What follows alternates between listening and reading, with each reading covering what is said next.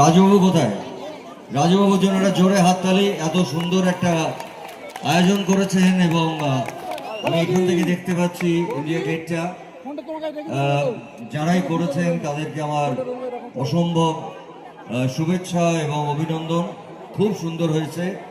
আর আপনারা জানেন যে এই দিকটাতেই আমাদের একজন পরিচালক থাকতেন। অনেক বছর আগে আমরা মাঝে মাঝে আসতাম, তখন এতটা ডেভেলপ করেনি, এতটা। এখন তো এখানে আসলে আমি চিনতেও পারি না অনেকটা। এখন প্রচুর নতুন জায়গা মনে হচ্ছে।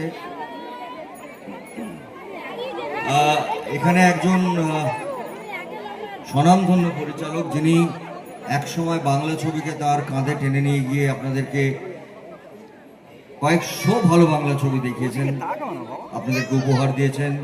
সেই পরিচালকের নাম, আমার সঙ্গে তার প্রায় 50টা ছবি। সেই পরিচালকের নাম স্বপন সাহা। আমি এখানে প্রচুর আসতাম, প্রচুর তার বাড়িতে ঢুকতাম, এসে অনেকটা সময় কাটাতাম। খুব ভালো লাগছে যে অনেক দিন পরে আমি এখানে এলাম। আমাকে এখানে ডাকার জন্য আপনাদের সবাইকে ধন্যবাদ। আর শেষে বলবো যে দেখুন, আমরা যখন আসি, এই যে আপনারা এখন পুজো কাল পরশু থেকে আনন্দ করবেন, এত বড় একটা আয়োজন, কিন্তু আপনারা জানেন যে এই অনেকটা সিনেমার মতন, জানেন তো, যে আপনারা শুধুমাত্র আমাদেরকে পর্দায় দেখেন, আমাদেরকে আর্টিস্টদের বা আমাদের শিল্পীদের, কিন্তু একটা সিনেমা বানাতে গেলে অক্লান্ত পরিশ্রম করেন যারা ক্যামেরার পেছনে থাকেন।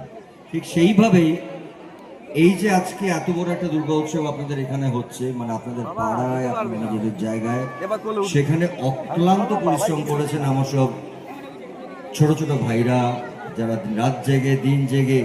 তাদের জন্য একটা আমি জোরে হাততালি চাইবো। যারা এটা তৈরি করেছেন তার জন্য একটা হাততালি চাইবো, এবং যারা দিনরাত অক্লান্ত পরিশ্রম করে এত বড় একটা আয়োজন করেছেন তাদের জন্য একটা হাততালি চাইবো। এবং শেষে বলবো যে আমাদের কিছু প্রত্যেক বছরের মতন বেশ কয়েকটা বাংলা ছবি আজকে এবং আগামীকাল রিলিজ করবে। এবং পুজোটায় এই 4টে বাংলা ছবি আসছে, খুব ভালো 4টে বাংলা ছবি। আজকে রঘু ডাকাত, তার নায়িকা এখানে বসে আছেন আপনাদের সামনে। আমার দেবী চৌধুরানী আসেননি, কিন্তু আমি ভবানী পাঠক, আমরা এসছি।